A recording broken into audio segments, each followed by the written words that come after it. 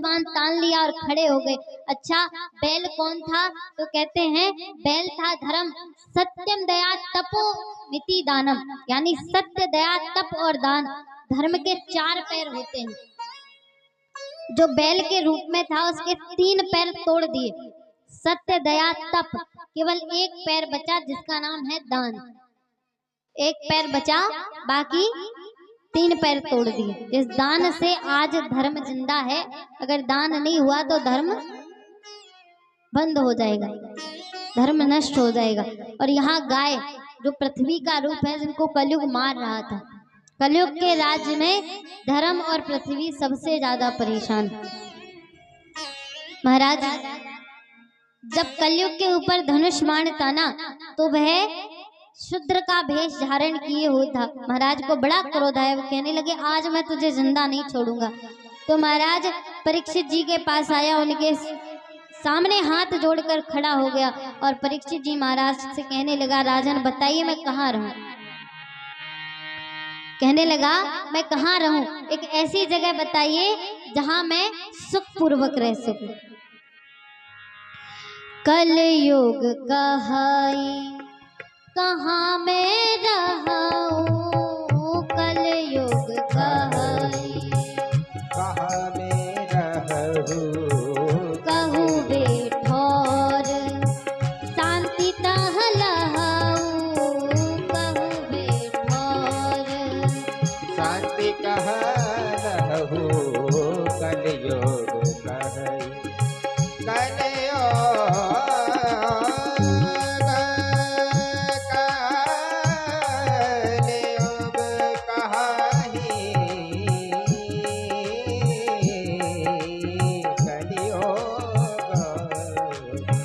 कलयुग कहाई कहाँ मैं रहूं, कलयुग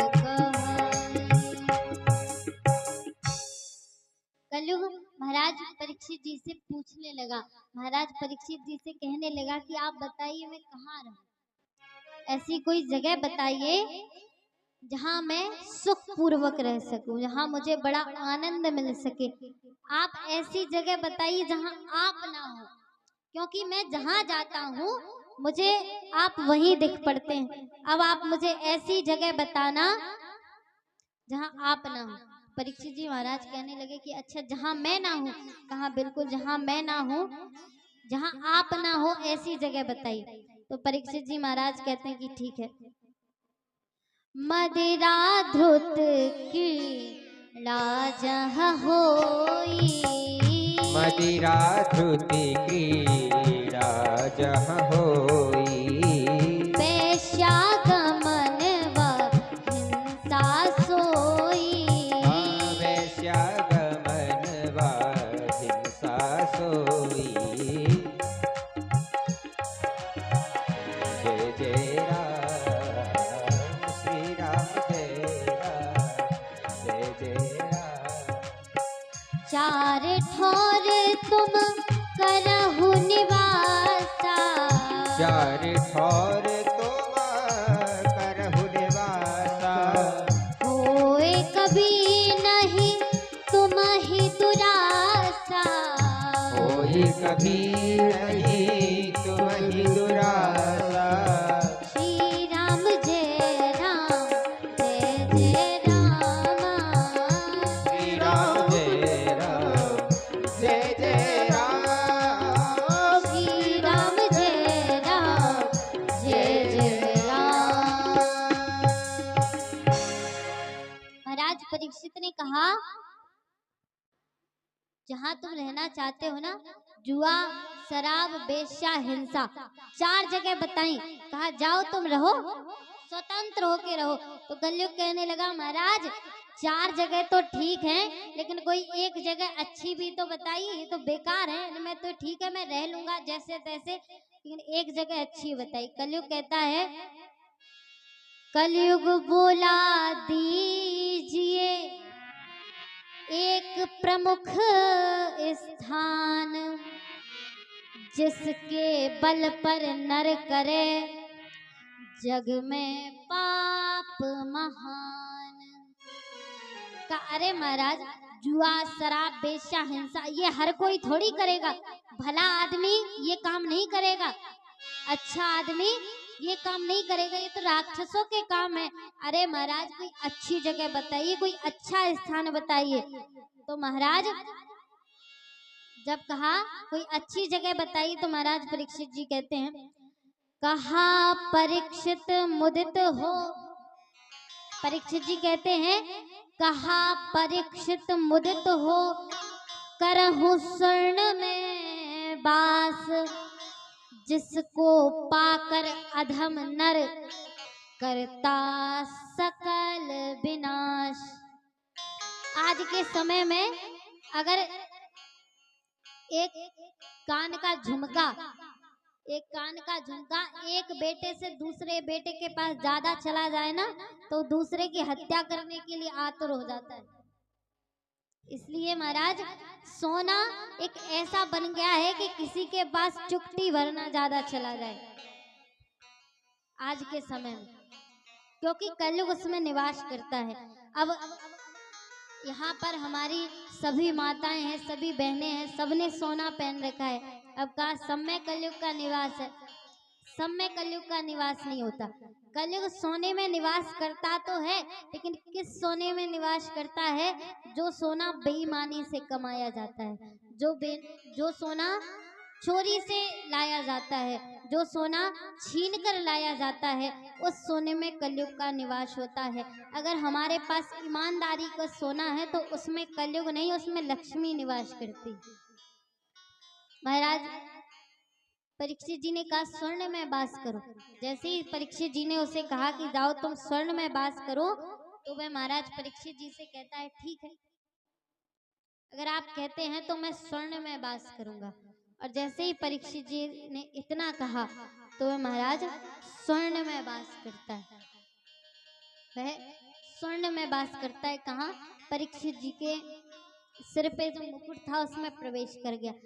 अब महाराज कहें कि वो मुकुट में प्रवेश क्यों किया? सोने का तो रथ भी था, इसीलिए किया क्योंकि मुकुट छीना हुआ था पांडवों ने दुर्योधन से, इसीलिए उसमें कलयुग का निवास हो गया। फिर महाराज श्री सुखदेव जी कहते हैं कि हे राजन,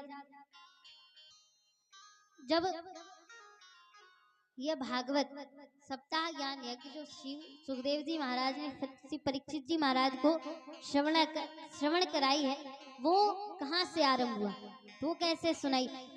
कहा महाराज सुखदेव जी जिन्होंने भागवत का श्रवण कराया है, परीक्षित जी ने कथा का श्रवण किया है, तो वह क्यों किया, किस कारण से किया?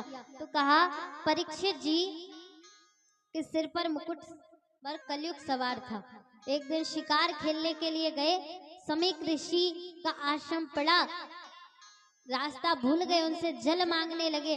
बेचारे समीक ऋषि ध्यान में मगन थे, ध्यान नहीं दिया। राजा ने अपने धनुष की नोक से मरा हुआ सर्प उठाया और ऋषि के गले में डाल दिया। अब बताओ ऐसा कौन करेगा? अगर कोई किसी व्यक्ति से हमने पानी मांगा कि भैया हमें पानी दे दो, अगर वो हमें पानी ना दे तो हम उसे जूता मारने लग जाएंगे। उसकी मर्जी की वो नहीं दे रहा है, उसमें हम क्या करें? वैसे ही जिसके सर पे कलयुग सवार होता है वो ये नहीं सोचता, वो ये नहीं सोचेगा। हम सोच रहे हैं कि सामने वाले को पानी पिलाना है, वो नहीं पिला रहा है, उसमें उसकी मर्जी है। लेकिन जिसके सर पर कलयुग सवार है वो ये नहीं सोचे, उसकी बुद्धि अलग दौड़ती है। परीक्षित जी महाराज के सिर पर कलयुग सवार था, उन्होंने कहा ये जानबूझकर पानी नहीं दे रहे हैं, तो उन्होंने उनके गले में मरा हुआ सर्प डाला और चले गए। शृंगी ऋषि को जब शृंगी ऋषि को पता चला कि मेरे पिता के गले में किसी ने मरा हुआ सर्प डाला है, तो उनको बड़ा क्रोध आया। शृंगी ऋषि को बड़ा क्रोध आया और शृंगी ऋषि महाराज कहने लगे कि तुमने मेरे पिता के गले में सर्प डाला, मैं तुम्हें शाप देता हूँ। अच्छा, उन्हें ये नहीं पता था कि पिता के गले में मरा सर्प है कि जिंदा। उन्हें ये लगा जिंदा सर्प डाला और मेरे पिता अब नहीं रहेंगे। तो शृंगी ऋषि ने राजा को शाप दिया कि हे राजन, मैं आपको शाप देता हूँ कि आज से 7वें दिन तक्षक नाम के सर्प के काटने से आपकी मृत्यु हो जाएगी। पितु अपमान किया नृप भारी पितुआ कुमार किया नृप भारी तक छक काटे साप हमारी तक छक काटे सापो हमारी दिवस सात में सच यह होई दिवस सात में सच यह होई मेट न सकाई ना साप ये कोई मेट न सकहिए साप ये कोई श्री राम जय राम जय जय रामा श्री राम जय राम जय जय राम श्री राम जय राम जय जय राम श्री राम जय राम जय जय महाराज परीक्षित जी को शाप दिया और जब समीक ऋषि के पास आए तो रुदन करने लगे, रोने लगे। महाराज जैसे ही रोए तो कहा भैया ये क्या है। सोचने लगे, मन में विचार करने लगे। का मरा हुआ सर्प था। समीक ऋषि जागे का पुत्र तुमने ये क्या किया, ये अच्छा नहीं किया। तुमने राजा को शाप दे दिया। जिस राजा की वजह से संसार में कलयुग नहीं आता था, उस राजा को तुमने शाप दे दिया। तो महाराज राजा को पता चला तो महाराज परीक्षित मन में विचार करते हैं, मन में सोचते हैं कि क्या करें। गंगा जी के तट पर बैठ गए। गंगा जी के तट पर बैठकर विचार करने लगे, सोचने लगे कि क्या किया जाए। सभी ऋषियों को, सभी संतों को बुलवाया, सभी से पूछा महाराज जिसकी शीघ्र मृत्यु होने वाली हो उसके लिए सबसे अच्छा कार्य कौन सा है, उसके लिए सबसे अच्छा कार्य कौन सा है। तो कहा महाराज ये संसार सागर है, इसमें मृत्यु निश्चित है और जो विधि का विधान है, जो संसार में लिखकर आया है वो होकर रहता है, वो कभी मिटता नहीं है। अगर उसके लिए हम कुछ भी करें, उसके लिए कुछ भी करें लेकिन वो मिटता नहीं है। इसलिए महाराज इस संसार में बड़े संभल कर चलना चाहिए, बड़े अच्छे से चलना चाहिए कि संसार सागर है महाराज, कहाँ से कहाँ ले जाता है कुछ पता नहीं चलता। महाराज जब परीक्षित जी बार बार मन में विचार करने लगे, बार बार सोचने लगे कि क्या किया जाए, क्या किया जाए, सभी से पूछा तो इतने में उस सभा में एक अनोखा दृश्य होता है। श्री सुखदेव जी महाराज, व्यास नंदन श्री सुखदेव जी महाराज वहाँ प्रकट होते हैं, जिनको देखकर सभी बड़े प्रसन्न हुए। परीक्षित जी महाराज ने उनको बार बार प्रणाम किया, अच्छे आसन पर बिठाया और विधिवत प्रकार से उनका पूजन किया। तत्रो भवद भगवान व्यास पुत्रो यत्र क्षया